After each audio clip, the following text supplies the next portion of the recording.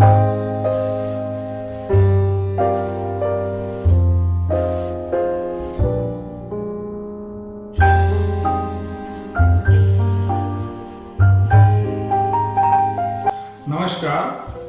आज हमारा टॉपिक प्रकाश विद्युत प्रभाव है, फोटो इलेक्ट्रिक इफेक्ट। प्रकाश विद्युत प्रभाव को समझने से पहले कुछ एक टर्मिनोलॉजी है जिसको मैं आप लोगों को बताना चाहूंगा। इसका उपयोग बहुत अच्छा होता है। जैसे पृष्ठ बोलता हूं, किसी धातु की पृष्ठ, सरफेस, इसका मतलब क्या होता है? सरफेस शब्द जो है ये इंपॉर्टेंट है समझने के लिए, ताकि हम जब प्रकाश विद्युत प्रभाव पढ़ें तो उससे जो इलेक्ट्रॉन पृष्ठ से, धातु के पृष्ठ से निकलता है, ऐसा बोलते हैं। तो धातु का पृष्ठ क्या होता है?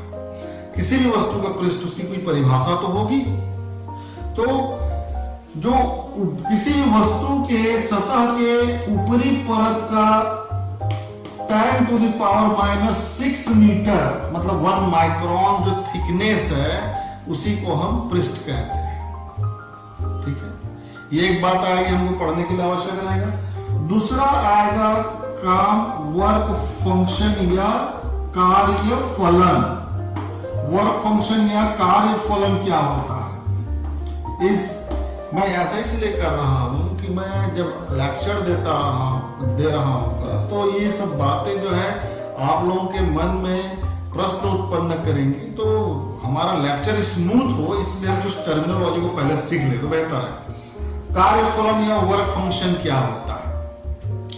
किसी भी धातु की सतह से इलेक्ट्रॉन को बाहर निकालने के लिए जो आवश्यक ऊर्जा होती है उसको हम कार्यफलन कहते हैं। The energy required to remove the electron from the surface of the metal is known as work function. तो ये सतह से आप निकालते हैं, तो मैं सतह को थोड़ा इनलार्ज कर देता हूं दिखाने के लिए आप लोगों को। कोई धातु है और ये है आपका, मान लीजिए 10⁻⁶ मीटर, 1 माइक्रोन का रेंज। और यहां से इलेक्ट्रॉन को निकालने के लिए जो आवश्यक ऊर्जा, तो इलेक्ट्रॉन यहां पर भी हो सकता है और यहां पर भी हो सकता है। इस सतह के ऊपरी भाग में भी हो सकता है, इस सतह के या पृष्ठ के अंदरूनी भाग में भी हो सकता है। तो यहां से इलेक्ट्रॉन को निकालने के लिए कम ऊर्जा की आवश्यकता होगी और यहां से ऊर्जा को निकालने के लिए, इलेक्ट्रॉन को निकालने के लिए अधिक ऊर्जा की आवश्यकता होगी। तो जब मैं ऐसी परिभाषा बोल रहा हूं कि किसी धातु की सतह से इलेक्ट्रॉन को निकालने के लिए आवश्यक ऊर्जा को हम क्या कहते हैं? कार्यफलन। तो कहां पर के इलेक्ट्रॉन को निकालने से मतलब है?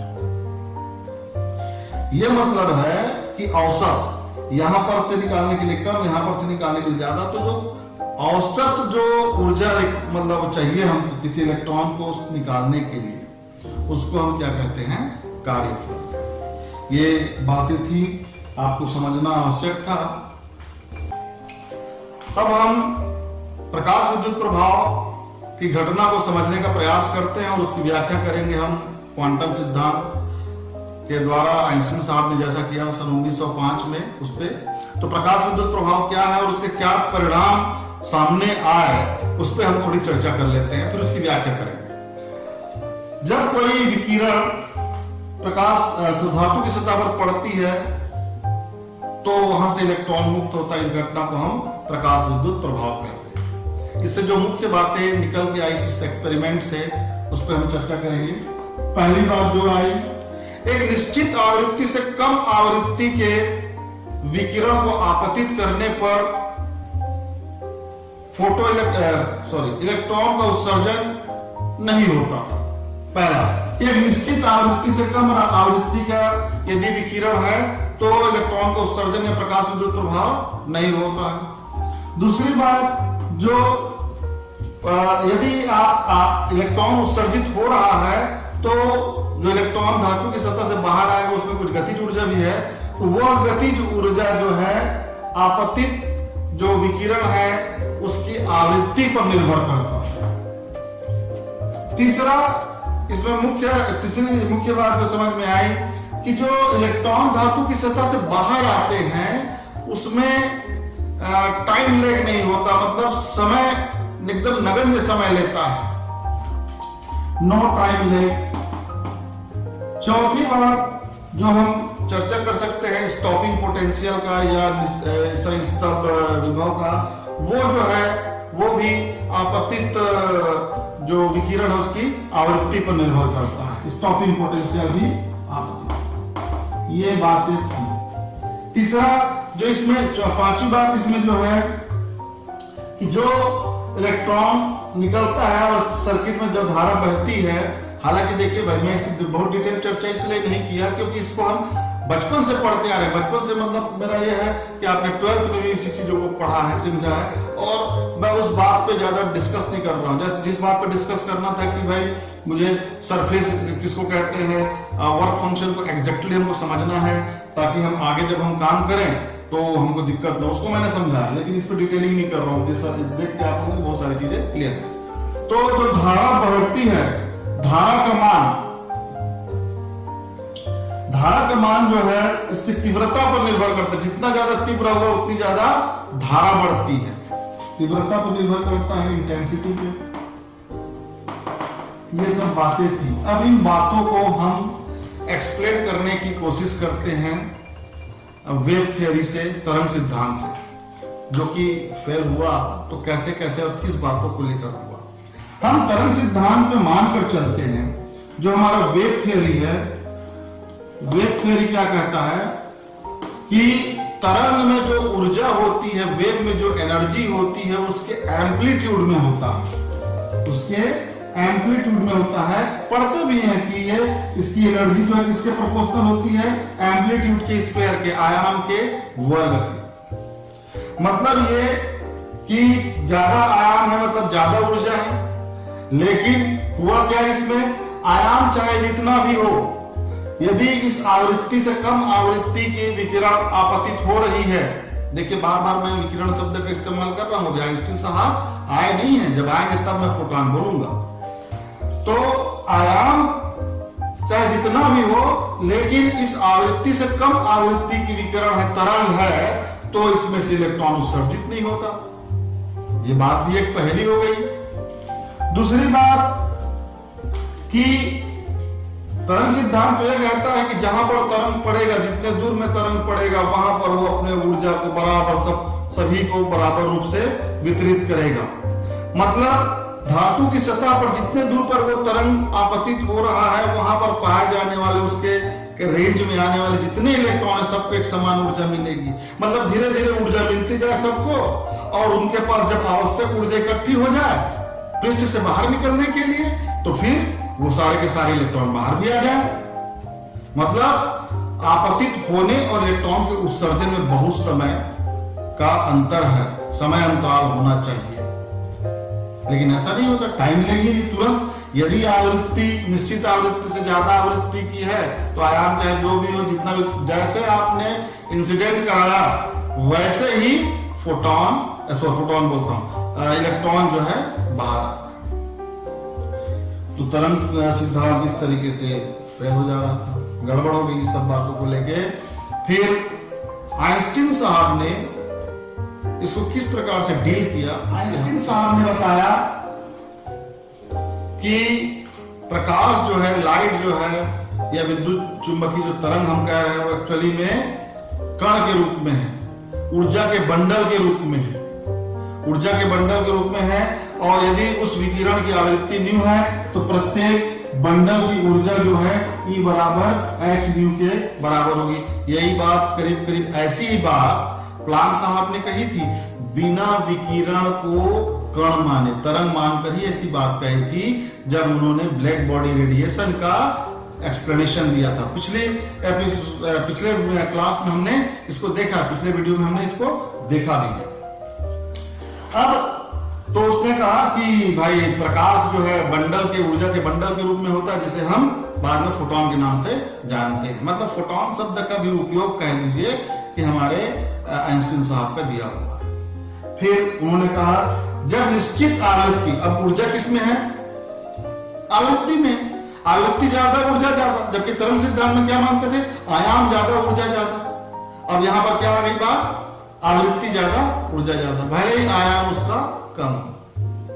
तो अब आवृत्ति, एक निश्चित आवृत्ति से अधिक आवृत्ति की यदि फोटॉन आपतित होता, अब मैं फोटॉन शब्द का इस्तेमाल कर रहा हूं, विकिरण शब्द का नहीं कह रहा हूं, है ना। विकिरण में क्या है, कण गुण भी आएगा और तरंग गुण भी आता है, इसलिए अभी मैं स्पेसिफिक हो रहा हूं। तो अब जब इस निश्चित आवृत्ति से कम आवृत्ति का होगा तब तो नहीं निकलता है, निश्चित आवृत्ति से अधिक आवृत्ति का फोटोन होगा तो उसमें से यहां से धातु की सतह से इलेक्ट्रॉन निकलेगा। तो उस निश्चित आवृत्ति को हम कहते हैं, उस न्यूनतम आवृत्ति को हम कहते हैं देहली आवृत्ति या थ्रीशोल्ड फ्रीक्वेंसी न्यू जीरो। मतलब किसी धातु की सतह से इलेक्ट्रॉन को निकालने के लिए जो आवश्यक ऊर्जा है, जिसको हम कार्य फलन कहते हैं, सबसे शुरू में देखा है वो फाई बराबर एच न्यू जीरो है। लेकिन दोस्तों ये तो सबके लिए अलग अलग होगा। हर धातु की सतह से इलेक्ट्रॉन को निकालने के लिए अलग अलग ऊर्जा की आवश्यकता होगी। ये कार्य फलन और थ्रेशोल्ड फ्रीक्वेंसी कह ले तो एक कार्य फलन किस पर निर्भर करता है, धातु पर, वो धातु की सतह पर निर्भर करता है या मटेरियल पर डिपेंड करता है, पदार्थ पर निर्भर करता है, ऐसा मानते हैं। अब मान लीजिए आपतित जो विकिरण है, आपतित जो फोटोन है, उसकी ऊर्जा इस कार्य फलन से ज्यादा है तो क्या होगा, और कार्य फलन से कम है तो क्या होगा। उसके लिए यहां इस धातु की सतह का मैं फोटो पिक्चर यहां पर बनाता हूं। ये मान लीजिए धातु की सतह यहां तक है, इस पोर्शन को मैं धातु की सतह बोलता हूं। ये इतना मैं इसको डार्क कर दूं। अब ये फोटोन जब आता है, इसकी ऊर्जा कितनी है, एच न्यू जीरो है। मान लीजिए एच न्यू जीरो हम क्या है, औसत मान है भाई, ये कार्य फलन क्या है, औसत मान है यहां से यहां तक के लिए। तो मान लीजिए धातु की सतह से इलेक्ट्रॉन निकला, और निकला तो निकालने में तो खर्चा ही होगा, और निकल गया तो इलेक्ट्रॉन कहां पर आएगा, यहां पर। मतलब ये समझ लीजिए कि किसी को आप घर से बाहर निकालने के लिए ऊर्जा दे दिए भाई, उसको लालच दे दिए, वो आ गया घर से बाहर, तो उसके बाद जाएगा कहां, वैसे ही। लेकिन जब आपतित फोटोन की ऊर्जा इस कार्य फलन से ज्यादा होगी, मान लीजिए आपतित फोटोन की फ्रीक्वेंसी न्यू है जो कि न्यू जीरो से थ्रेशोल्ड फ्रीक्वेंसी से ज्यादा है, तब क्या होगा, खर्चा पानी को देखिए आप। आपतित फोटोन की ऊर्जा जो है एच न्यू है, ये एच न्यू आएगा इसमें। तो अब ये जब इलेक्ट्रॉन को निकालेगा तो इसमें से एच न्यू पोर्शन तो खर्चा हो जाएगा कहां पर, इलेक्ट्रॉन को धातु की सतह से बाहर लाने पर। अब बची हुई जो ऊर्जा है वो उस इलेक्ट्रॉन की क्या हो जाएगी, गतिज ऊर्जा। क्या हो जाएगी, वो गतिज ऊर्जा हो जाएगी। मतलब ये देखिए काउंट मेंटेन हो गया है ना। अब आपतित फोटोन की ऊर्जा, आवश्यक कार्यफलन और बचा हुआ ऊर्जा। अब यहां पर मुझे थोड़ा सा डिस्कस करना है ताकि मैं इस पे ग्राफ जब बनाऊं, डील करूं तो आपको समझ में आए। ये गतिज ऊर्जा की बात होगी। तो जब इलेक्ट्रॉन धातु की सतह के भीतरी भाग से बाहर निकलेगा, तो आप जानते हैं औसत मान की जब हम बात किए हैं तो यहां तक के लिए किए हैं, बीच का औसत। तो धातु की सतह के भीतरी भाग से जो निकलेगा उसको तो ज्यादा खर्चा होगा ना भाई, नहीं? तो उससे ज्यादा जब खर्चा होगा तो जो इलेक्ट्रॉन यहां बाहर निकला उसकी गतिज ऊर्जा कम होगी, और जो इलेक्ट्रॉन धातु की सतह के ऊपरी भाग से निकलेगा उसकी गतिज ऊर्जा ज्यादा होगी। मतलब जब फोटोन इस पर आपतित होता है धातु की सतह पर, तो जो इलेक्ट्रॉन उत्सर्जित होते हैं, इमिट होते हैं, जिनको हम फोटो इलेक्ट्रॉन्स कहते हैं, वो photo electrons, different photo electrons की काइनेटिक एनर्जी डिफरेंट होगी। जितने भी सभी के एक जैसे गतिज ऊर्जा नहीं होगी, सबकी अलग अलग होगी। कुछ इलेक्ट्रॉन ऊपर से निकले, कुछ इलेक्ट्रॉन भीतर की सतह से निकले, तो सबकी गतिज ऊर्जा अलग अलग होगी। तो यहां पर हम लेकर चलते हैं अधिकतम गतिज ऊर्जा। तो अधिकतम गतिज ऊर्जा किसके लिए लिख रहे हैं हम, धातु की सतह के ऊपरी भाग से अधिकतम, कि ये खर्चा हुआ इलेक्ट्रॉन को बाहर निकालने में औसतन, और यह अधिकतम गतिज ऊर्जा। तो इस प्रकार से ये जो आपका समीकरण बना, यही ऐसा कह सकते हैं कि शुरुआत है इसको एक्सप्लेन करने का, आइंस्टीन समीकरण इसको हम कहते हैं। अब इसको हम अलग अलग तरीके से समझते हैं। अब आप देखिए, अभी आप थोड़ी देर के लिए समझिए कि इसमें बैटरी नहीं लगा, बैटरी नहीं लगा, बस ऐसे ही कनेक्शन है। अब इसमें जो आ रहा है फोटोन, उसकी ऊर्जा h न्यू है, जो कि कार्यफलन से ज्यादा है। तो क्या होगा, फोटोन आया, इलेक्ट्रॉन इससे निकल रहे हैं, इलेक्ट्रॉन निकल रहे हैं। तो अब ये इलेक्ट्रॉन के पास डायरेक्शन नहीं है, कुछ इलेक्ट्रॉन निकलते इधर भी जा सकते हैं, इधर भी जा सकते हैं, कहीं भी जा सकते हैं। और जिनकी गतिज ऊर्जा ज्यादा होगी, सब इलेक्ट्रॉन जो निकल उनकी गतिज ऊर्जा अलग अलग है, तो कुछ इधर भी जा सकते हैं ऐसे भी, और कुछ यहाँ भी जा सकते हैं। तो जो यहाँ जाएंगे, अब चूंकि सर्किट पूरा है, तो यहाँ जाएंगे तो वो इलेक्ट्रॉन इधर बहेगा, इलेक्ट्रॉन जो है इसमें बहेगा। ये अभी कोई लगा नहीं ना, तो इलेक्ट्रॉन अपने आप इसमें बहेगा, तो थोड़ी सी धारा इसमें दिखाई देगी अमीटर में, माइक्रोमीटर लगा लीजिए। अब उसके बाद हम क्या करते हैं, बैटरी लगा देते हैं यहाँ पर, और उस बैटरी को हम वेरिएबल रेक्टर से जोड़ देते हैं, ताकि हम इसके वोल्टेज को यहाँ पर जो लगाएंगे, इसको हम निगेटिव वोल्टेज दे रहे हैं, इसको पॉजिटिव वोल्टेज, उसको हम वेरी कर सकें। तो अब ये कैथोड की तरह बिहेव करेगा और ये एनोड हो गया। तो होगा क्या कि ये जैसे आप निगेटिव होगा, वैसे ही जो इलेक्ट्रॉन यहां से इमिट हुआ है वो रिपेल होगा इस तरह थोड़ा सा, और ये पॉजिटिव वाला क्या करेगा, उसको अट्रैक्ट करेगा। तो जो इलेक्ट्रॉन इधर भाग रहे थे, इधर भाग रहे थे, वो इस तरफ अट्रैक्ट होने लगेंगे। तो जैसे जैसे हम इस वोल्टेज को बढ़ाएंगे, मतलब इसका निगेटिवनेस बढ़ाएंगे और इसका पॉजिटिवनेस बढ़ाएंगे, वैसे वैसे धारा का मान, इसमें पहुंचने वाले इलेक्ट्रॉनों की संख्या बढ़ेगी, मतलब वैसे वैसे धारा का मान बढ़ता जाएगा। इलेक्ट्रॉन ऐसे आते जाएगा, धारा ऐसे बढ़ती जाएगी। क्लियर है, समझ में आ गई ये बात? ठीक। यहां पर फिर क्या होगा, धीरे धीरे हम बढ़ाते बढ़ाते इतना बढ़ा देंगे कि जितना भी इलेक्ट्रॉन इससे उत्सर्जित हो रहा है इस धातु की सतह से, वो सारे के सारे यहां पर पहुंचने लगे, तो धारा का मान क्या हो जाएगा, अधिकतम हो जाएगा। अब उसके बाद वोल्टेज को और बढ़ाने से धारा का मान नहीं बढ़ेगा। मतलब यदि मैं ग्राफ प्लॉट करूं, यदि मैं ग्राफ प्लॉट करूं, तो क्या हो जाएगा ग्राफ, सिंपल कि आपने वोल्टेज बढ़ाया धारा, तो शुरू में धारा ऐसे बह रही थी, आपने बिना वोल्टेज की भी धारा ले ली, और धारा बढ़ता गया और ऐसे सैचुरेशन में सैचुरेटेड। इसके बाद क्या होगा कि हमको और मान लो धारा बढ़ानी है, तो हमको क्या करना है? तो देखिए, अब यहां पर एक कॉन्सेप्ट को समझाता हूं मैं फिर से, जो मैं मिस कर गया था। तीव्रता की परिभाषा जो हम वेव थ्योरी में लेते हैं और जो हम इसमें समझते हैं, इंटेंसिटी। इंटेंस का मतलब क्या है, इंटेंसिटी का मतलब क्या है, और वेव में हम तो वेव थ्योरी में सीधे सीधे बोलते हैं कि एम्पलीट्यूड की स्केयर के डायरेक्टली प्रोपोर्शनल होता है, हम जानते हैं इसको। अब यहां पर आप अच्छे समझिए, number of photon per unit time per unit area is known as the intensity। किसी धातु की सतह पर आपतित प्रति एकांक समय, प्रति एकांक सेकेंड, प्रति एकांक क्षेत्रफल को हम क्या कहते हैं, फोटोन की तीव्रता या विकिरण तीव्रता कहते हैं। इसको मैं रिपीट कर देता हूं, किसी धातु की सतह पर आपतित होने वाली प्रति एकांक समय, प्रति एकांक क्षेत्रफल, फोटोनों की संख्या को हम क्या कहते हैं, इंटेंसिटी कहते हैं या तीव्रता कहते हैं। समझ, आपको ऐसे भी समझ में आएगा कि इसको मैं इतने दूर को एक यूनिट एरिया मान लेता हूं, तो यदि इसमें एक फोटोन आ रहा है इसमें, तो इसकी इंटेंसिटी कम है, इतने में ही बहुत सारे फोटोन आ रहे हैं, बहुत सारे, मतलब उसकी डेंसिटी ज्यादा है, पर सेकंड में पहुंचने वाले फोटोन की, तो उसकी इंटेंसिटी ज्यादा है। तो यहां पर इस बात को, अब मुझे number of emitted photo electrons बढ़ाने हैं, तो मुझे इसकी इंटेंसिटी बढ़ानी होगी। इंटेंसिटी बढ़ानी होगी मतलब per unit time, per unit area, जो नंबर ऑफ फोटॉन्स इंसिडेंट हो रहे हैं उसको बढ़ाना होगा। अब आप लोगों को लगता होगा कि ये फोटॉन तो कैसे बढ़ाते हैं, पता नहीं वो सही एग्जांपल होगा कि नहीं, मैं आपको दिखाता हूं, वेट करिए।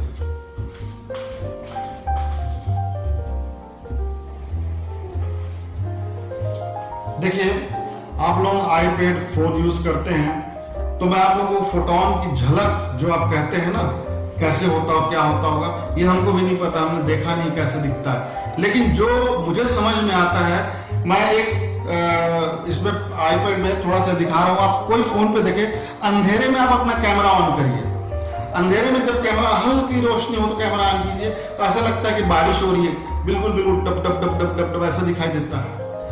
तो आप सोचिए, उस कैमरे के सेंसर पे जो फोटोन आ रहे हैं वही तो दिखाता है। अब उस वैसी पोजीशन पे आप लाइट पे जाइए, तो आपको उसमें जो फिल्म है वो स्मूथ दिखाई देने लगता है। आप इसमें देख सकेंगे, देखिए झिलमिला रहा होगा, लेकिन इसी चीज को ज्यादा लाइट में लेके जाएंगे तो झिलमिलाना बंद कर देता है। तो इस तरीके से आप फोटोन को देखते हैं। तो number of photons per unit area पर सेकंड जितना ज्यादा होगा उसकी इंटेंसिटी उतनी ज्यादा होगी और इलेक्ट्रॉन उतने ज्यादा इमिट होंगे, फोटो इलेक्ट्रॉन उतने ज्यादा इमिट होंगे। एक बात और कि ये कैसे इंटरेक्ट करते होंगे फोटोन जो इलेक्ट्रॉन से निकलते हैं, तो ये समझ लीजिए ये वेव होता तो क्या होता, सब में स्मूथ बटना चाहिए, वेव नेचर है तो कैसा होना चाहिए, सब में स्मूथ डिस्ट्रीब्यूशन होता है एनर्जी का। लेकिन ये फोटोन फॉर्म में मान लेने से क्या हो रहा है कि वो बिल्कुल वो फोटोन एक इलेक्ट्रॉन से कोलाइड करेगा और करेगा तो अपना एनर्जी उसको ट्रांसफर करेगा। यदि उस एनर्जी में इतना ताकत होगा, इतना एनर्जी होगा कि वो सरफेस से बाहर निकल गया तो निकल गया, नहीं तो उसमें क्या थोड़ा एजिटेशन होगा, उसके बाद फिर से उस फोटोन को रिलीज कर देगा जो एनर्जी उसने एब्जॉर्ब किया है। तो 1-to-1 interaction of photon with electron, मतलब photo electric effect is what, photo electric effect से हमको यह बात समझ में आती है कि फोटोन इंटरेक्ट्स मतलब जो अपना रेडिएशंस है वो इंटरेक्ट करता है सीधे मटेरियल से, है कि नहीं। फोटोन किससे इंटरेक्ट कर रहा है, इलेक्ट्रॉन से, फोटो इलेक्ट्रॉन से, जिसको हम कर निकल रहा है। तो इस तरीके से इंटरेक्शन की बात होती है। तो अब मैं ये कह रहा था कि यदि हम इंटेंसिटी बढ़ाते हैं मतलब नंबर ऑफ फोटोन बढ़ाते हैं तो नंबर ऑफ इमिटेड इलेक्ट्रॉन बढ़ेंगे, नंबर ऑफ इमिटेड इलेक्ट्रॉन बढ़ेंगे तो मैक्सिमम जो करंट है वो बढ़ेगा। अभी हमने फ्रीक्वेंसी नहीं बढ़ाया तो करंट जो है मैक्सिमम करंट बढ़ेगा, या ऐसे करंट बढ़ेगा, ठीक। फिर बढ़ाएंगे तो फिर से करंट मतलब सैचुरेशन करंट बढ़ता जाएगा, इंटेंसिटी बढ़ाने से सैचुरेशन करंट बढ़ता जाएगा। अब बात आती है इसमें स्टॉपिंग पोटेंशियल, इस पे डिपेंड करता है फ्रीक्वेंसी पे। जैसे उन्होंने देखा स्टॉपिंग पोटेंशियल पे मिलिकन साहब ने काम किया था, जिसके बेसिस पे इस फोटो इलेक्ट्रिक के बेसिस पे उनको भी 1923 में आइंस्टीन साहब के साथ ही नोबेल प्राइज मिला था। तो अब मान लीजिए इसको मैं पॉजिटिव कर देता हूं और इसको मैं निगेटिव कर देता हूं। अभी इसको वेरी करेंगे, पोटेंशियल वेरी करेंगे, इसको पॉजिटिव कर देता हूं मतलब कैथोड एनोड बन जाता है और एनोड जो है कैथोड में उसको कन्वर्ट कर देते हैं, ये निगेटिव हो जाता है। तब होगा क्या, यदि अभी इसका निगेटिवनेस कम है तो जो इलेक्ट्रॉन यहाँ पर पहुंच रहे थे उसको रिपेल करने की कोशिश करेंगे, लेकिन जिस इलेक्ट्रॉन में दम है मतलब जिसके पास सफिशिएंट काइनेटिक एनर्जी है वो पहुंचेगा कि नहीं, तो करंट तो फ्लो होता रहेगा, तब भी करंट फ्लो होता रहेगा। आप इधर आप दिखाएंगे माइनस भी, इधर करंट आपका ये फ्लो होता रहेगा। अब जैसे जैसे वोल्टेज को बढ़ाते जाएंगे मतलब इसको और नेगेटिव बढ़ाते जाएंगे तो रिफ्लेक्शंस जो है, रिफ्लेक्शन बोलता हूं, रिपल्शंस जो है बढ़ते जाएंगे इलेक्ट्रॉन्स के लिए और कम इलेक्ट्रॉन्स यहां पर पहुंचने लगेंगे। कम इलेक्ट्रॉन्स पहुंचेंगे तो करंट की वैल्यू कम होती जाएगी और एक कंडीशन ऐसा आएगा, पर्टिकुलर वैल्यू ऑफ वोल्टेज ऐसा होगा कि यहां पर जो मैक्सिमम काइनेटिक एनर्जी वाले जो इलेक्ट्रॉन थे वो भी अब नहीं पहुंच सकते, मतलब एक भी इलेक्ट्रॉन नहीं पहुंच पाएगा तो करंट क्या हो जाएगा, जीरो। तो करंट जीरो हो जाएगा। जिस वोल्टेज पे, जिस निगेटिव वोल्टेज पे करंट जीरो हो जाता है उसको हम क्या कहते हैं, स्टॉपिंग पोटेंशियल। तो इस स्टॉपिंग पोटेंशियल के बारे में ध्यान से, यह स्टॉपिंग पोटेंशियल वो पोटेंशियल है जिस पर मैक्सिमम काइनेटिक एनर्जी वाले फोटो इलेक्ट्रॉन्स भी इस कैथोड पर नहीं पहुंच पाते। तो मैक्सिमम काइनेटिक एनर्जी यहां पर जो हमने लिखा है ना, तो यही E into Vs is equal to half mv max का स्क्वायर लिखते हैं, maximum kinetic energy, stopping potential Vs। तो इस चीज को मैं यहां पर ट्रांसफर कर सकता हूं चाहूं तो, है ना, बात समझ में आ गई। मैं इसको ट्रांसफर कर देता हूं, ये हो गया E into Vs और h0 को हम क्या कहते हैं, वर्क फंक्शन या कार्य फलन, इसको हम फाई भी लिख सकते हैं। तो इस तरीके से ये आपका आइंस्टीन इक्वेशन हो गया। इसके बेसिस पे बहुत सारे खेल होते रहते हैं। आप अलग अलग चीज बनाते रहिए। अब देखते जाइए, फ्रीक्वेंसी बढ़ाएंगे तो क्या होगा? यदि मटेरियल वही है, जिस मटेरियल को हमने मेटल को लिया है और हम फ्रीक्वेंसी बढ़ा रहे हैं, तो ये तो फिक्स है। उस मटेरियल से इलेक्ट्रॉन को रिमूव करने के लिए, इमिट करने के लिए जो चाहिए वो तो हो गया उसी मटेरियल के लिए। अब बढ़ेगा क्या? ये बढ़ेगा, स्टॉपिंग पोटेंशियल बढ़ता जाएगा, है कि नहीं? मतलब मटेरियल बदल नहीं रहे हैं और सिर्फ हम इंसिडेंट फोटोन की फ्रीक्वेंसी बदल रहे हैं, तो स्टॉपिंग पोटेंशियल बढ़ता जाएगा, या कह सकते हैं maximum kinetic energy of emitted photo electrons बढ़ते जाएंगे। क्लियर? तो वैसा भी चाहे वैसा भी ग्राफ हम प्लॉट कर सकते हैं। ये देखते जाइए, स्टॉपिंग पोटेंशियल, और हम लगा देते हैं यहां पर न्यू फ्रीक्वेंसी को। फ्रीक्वेंसी यदि इससे कम है, ये फ्रीक्वेंसी आपका थ्रेशोल्ड फ्रीक्वेंसी है, थ्रेशोल्ड फ्रीक्वेंसी से कम फ्रीक्वेंसी है तो कोई इलेक्ट्रॉन तो निकलेगा ही नहीं, तो स्टॉपिंग पोटेंशियल कॉन्सेप्ट कहां से आएगा? है ना? इस फ्रीक्वेंसी से ऊपर होगा, इस फ्रीक्वेंसी के बराबर है, ये दोनों बराबर है, मतलब वर्क फंक्शन और ये, तो क्या होगा? ये तो जीरो होगा, तो जीरो है। ठीक, उसके बाद जैसे जैसे हम इसको इंक्रीज करते जाएंगे वो लिनियरली इंक्रीज होते जाते हैं स्टॉपिंग पोटेंशियल, लेकिन मटेरियल एक ही है, वही मटेरियल है। ठीक है, अब इसको मैं बैक साइड में लेके चलूं तो ये जो यहां पर ये इंटरसेक्ट करता है, ये आपका किसके बराबर है? डेप्थ क्या है आपका? वर्क फंक्शन के बराबर है। यही आपका वर्क फंक्शन के बराबर है। यदि मटेरियल चेंज होता है तो ग्राफ ऐसा भी हो सकता है और भी ऐसा हो सकता है। तो ये न्यू 02 बोल दो, न्यू 01, न्यू 03, इससे पता चलता है कि ये जो मेटल है उसके लिए थ्रेशोल्ड फ्रीक्वेंसी ज्यादा, इसके लिए और ज्यादा है ना? तो इस तरीके से फोटो इलेक्ट्रिक इफेक्ट को आइंस्टीन साहब ने समझाने का प्रयास किया और सफल रहे, और हम फोटो इलेक्ट्रिक इफेक्ट समझाने पर ये बात आ गई कि अब प्रकाश जो है या लाइट जो है कण के रूप में, फोटोन के रूप में पार्टिकल नेचर रखता है। ठीक है, आज की क्लास तो यहाँ समाप्त हो गई, लेकिन एक बात मैं कहना चाहता हूँ। सोचिए कितनी समस्या होती है हम जैसे लोगों को, जब हम शुरू में पढ़ते आते हैं, मतलब विश्व के बारे में सोचिए कि किसी ने कहा भाई प्रकाश जो है किसी प्रयोग के आधार पर कि कण है, जैसे न्यूटन साहब की कड़ी का सिद्धांत हम पढ़ते हैं ना, तो न्यूटन साहब ने कहा कण है तो कण है मानते गए और सारे लोग मानते गए। फिर हाइजेंस साहब आए, बोले तरंग है, तो कुछ ऑब्जेक्शन हुआ, क्योंकि उस समय बहुत एक्सपेरिमेंटल उसको प्रूफ नहीं कर पाए थे, उतना हमारा डेवलपमेंट नहीं था। लेकिन जब मैक्सवेल साहब आए और उन्होंने कहा कि भाई विद्युत चुंबकीय तरंग है, तो फिर से तरंग मानने लग गए, वो कड़ी का सिद्धांत किनारे हो गया। लेकिन जब फिर से 1905 की बात आई तो फिर से अब क्या हो गया?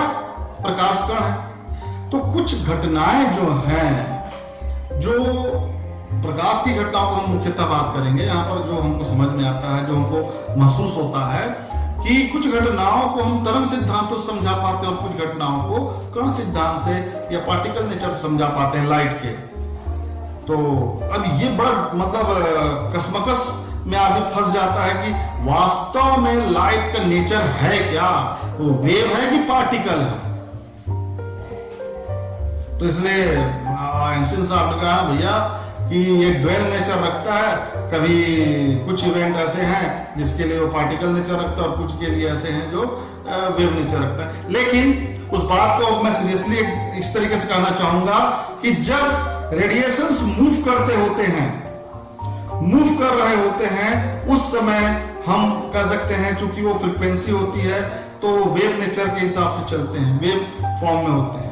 लेकिन जैसे ही वो किसी मैटर से इंटरैक्ट करते हैं, जैसे ही वो किसी मैटर से वो इंटरैक्ट करते हैं, वैसे ही वो कहना चाहिए पार्टिकल नेचर में आ जाते हैं, फोटोन नेचर में आ जाते हैं। इसमें आप इस चीज को आप हर मतलब इवेंट में लगा सकते हो, चाहे डिफ्रैक्शन हो, इंटरफेरेंस हो, भाई वो जब तक गया वो ठीक है, लेकिन जैसे ही वो स्क्रीन पे आके टकरा रहा है तो इंटरैक्ट कर रहा है, तो पार्टिकल नेचर ही करता है। इस एक्सपेरिमेंट को आप चाहे तो देख सकते हैं, खासकर फोटोन नेचर को मैं एक वीडियो खुद देखा था, उस वीडियो को मैं कोशिश करूंगा शेयर करूं, लेकिन अभी मुझे खुद को याद नहीं, लेकिन मैंने कभी देखा था कि एक सिंगल स्लिट है।